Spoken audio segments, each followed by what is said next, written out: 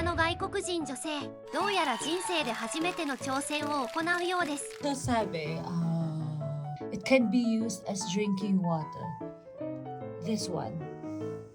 You've grown up in a place where it's not really healthy to drink dito sa mga faucet. Pero pagdating ko sa hotel room ko, sabi ko, ba yan?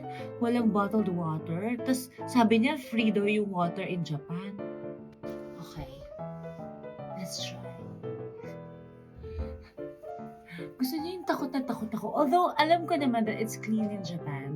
日本では当たり前のように水道水を飲むことができますが、実は水道水を飲める国は日本を含めたった11カ国しかないんです。彼女が心配になるのも納得ですね。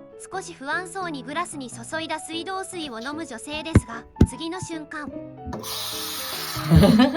笑いながらもう一度水道水を飲み干します。どうやら気に入ってくれたみたいですね。